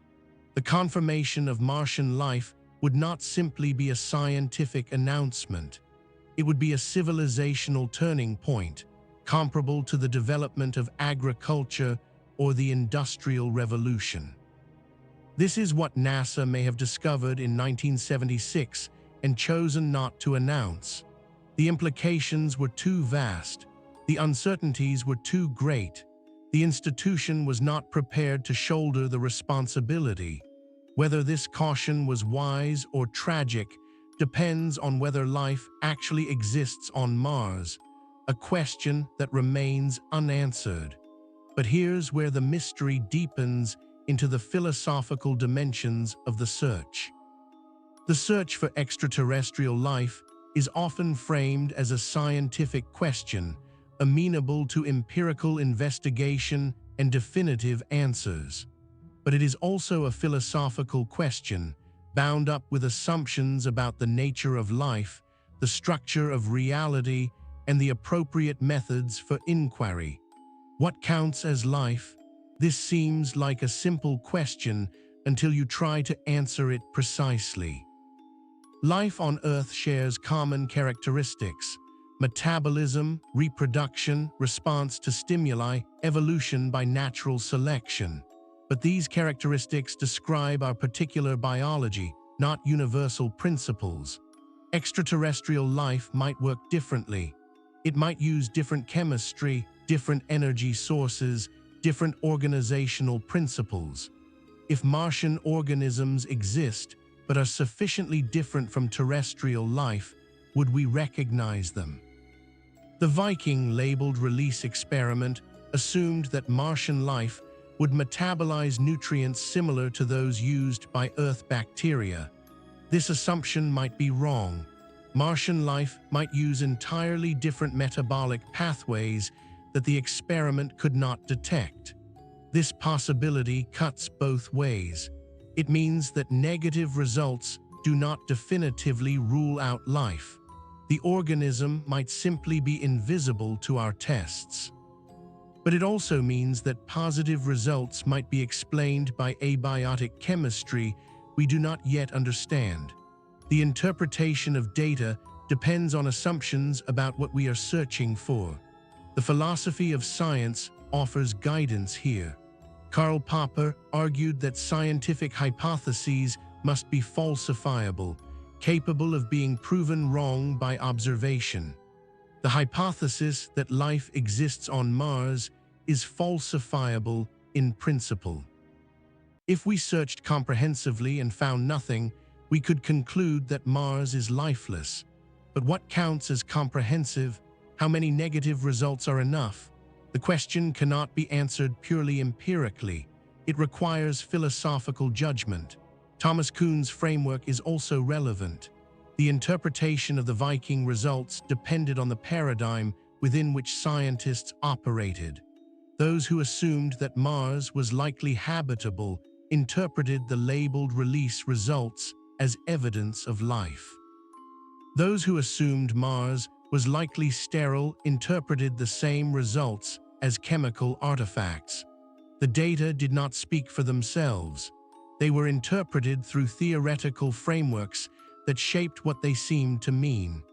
This does not mean that truth is relative or that all interpretations are equally valid, but it does mean that scientific conclusions are more complex than simple observation of facts.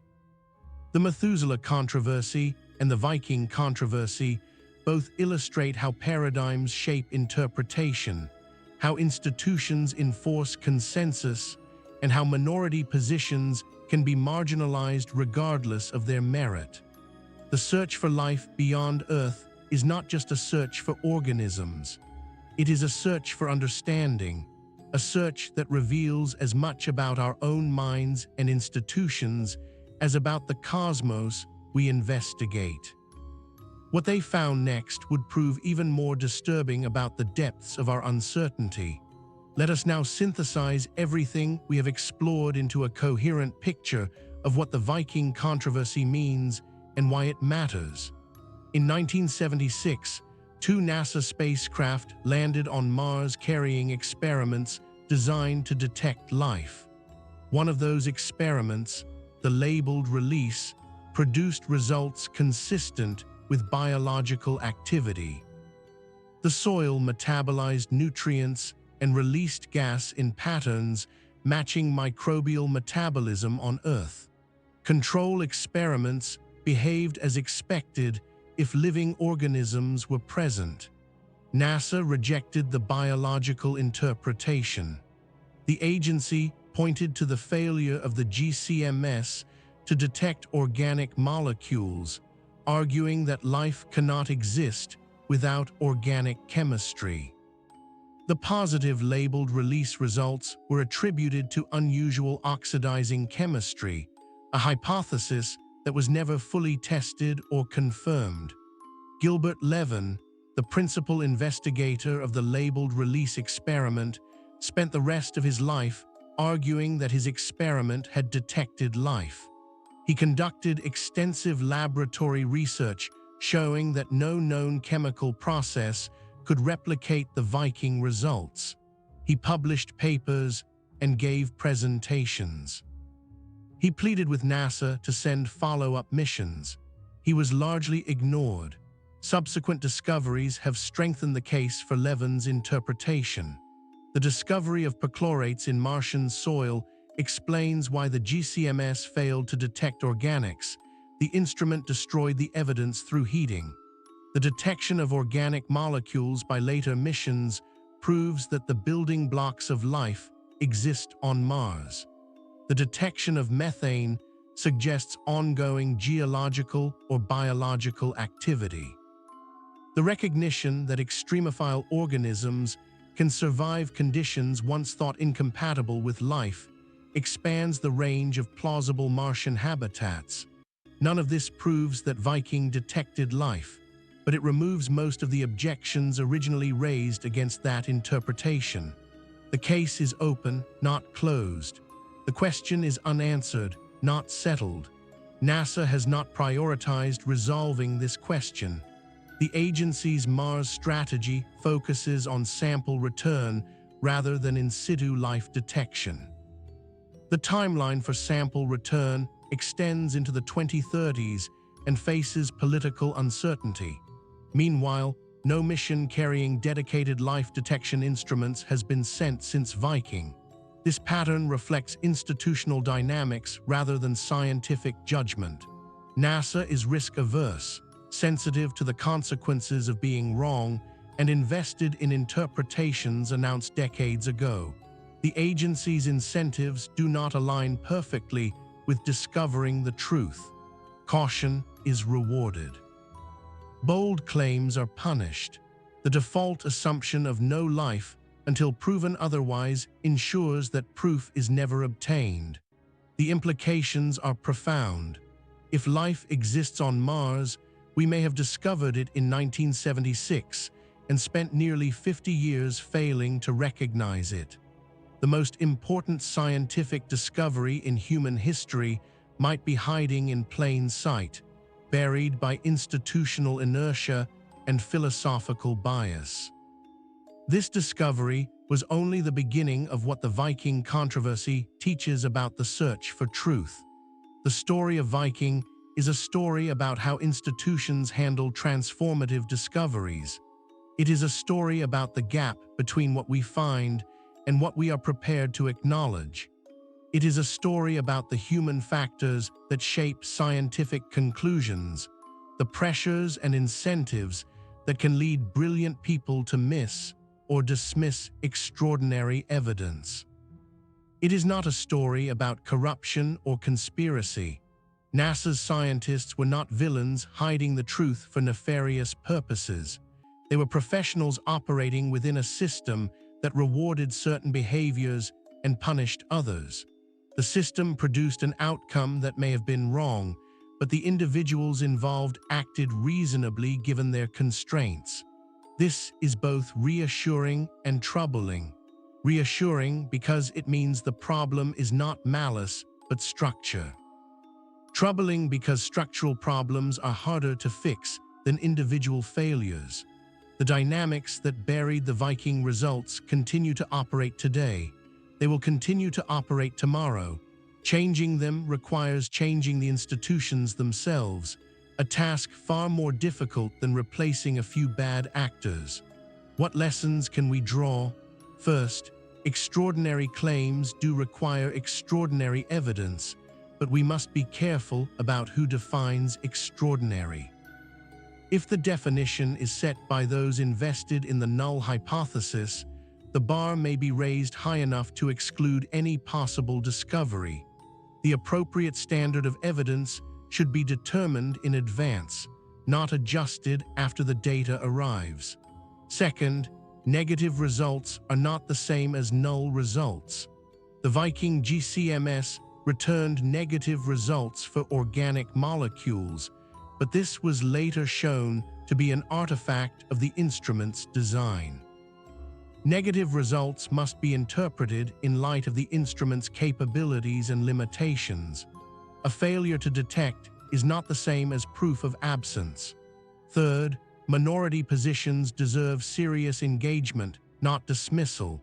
Gilbert Levin was marginalized despite his credentials and his evidence. His arguments were heard but not addressed. Institutions must create space for dissent and ensure that challenges to consensus are met with substantive responses, not sociological exclusion. Fourth, the costs of false negatives must be weighed against the costs of false positives. In the search for life, a false negative means missing the most important discovery in history. A false positive means temporary embarrassment that would be corrected by subsequent observation. The asymmetry suggests we should be more willing to entertain positive results, not less.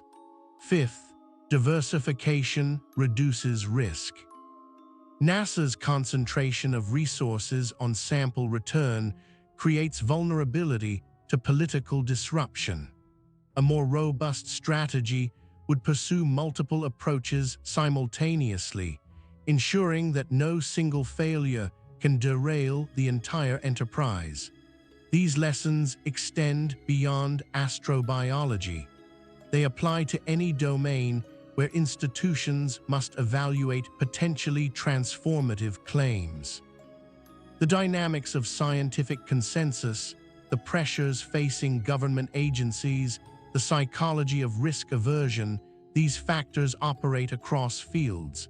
The Viking controversy is a case study in how these dynamics can go wrong, but here's where the mystery deepens into what we might yet discover. The story of Viking is not over. The question of Martian life remains open. Future missions, whether from NASA or other actors, will eventually address it. The truth, whatever it is, will eventually emerge. If life exists on Mars, it will be found.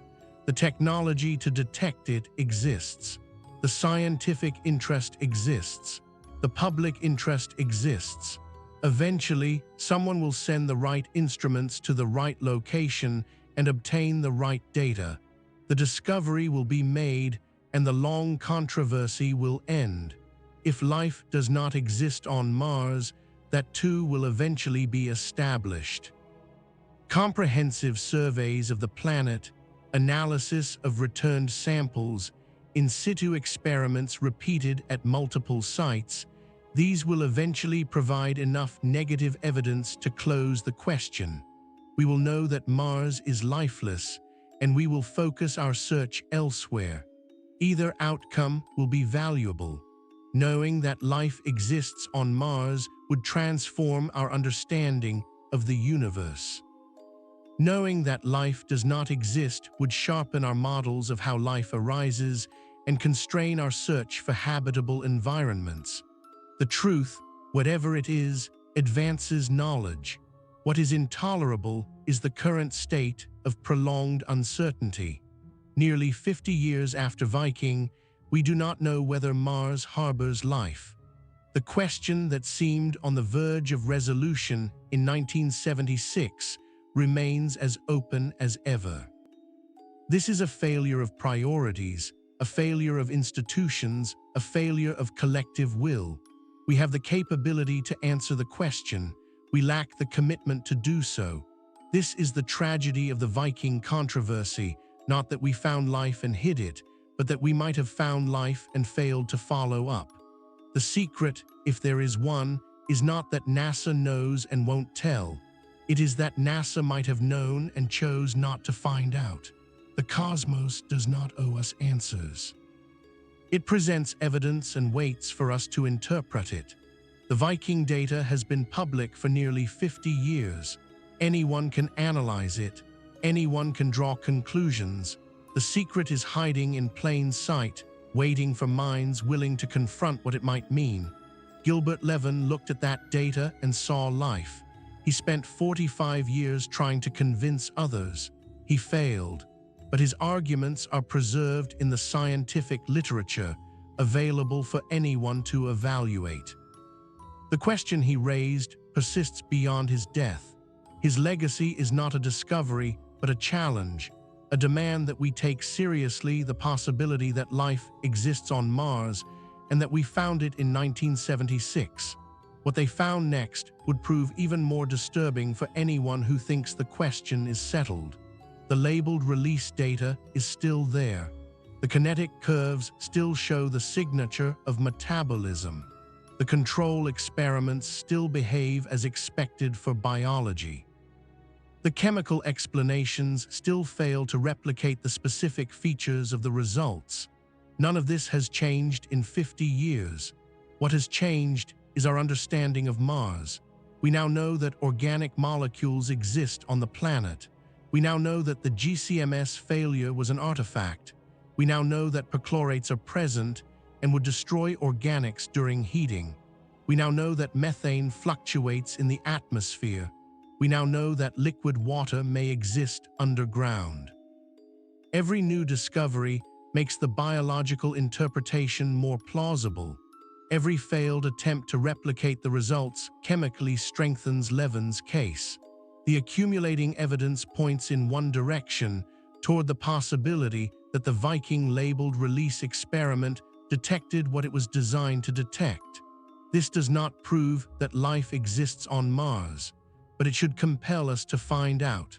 The evidence is strong enough to warrant investigation. The question is important enough to prioritize. The technology exists to resolve the controversy definitively. What we lack is will. What we lack is the institutional courage to pursue a question that might yield uncomfortable answers. What we lack is the commitment to truth that should animate the scientific enterprise. NASA discovered something in 1976. What it discovered remains disputed. The agency chose a conservative interpretation that avoided the risks of a bold claim. That interpretation may have been wrong.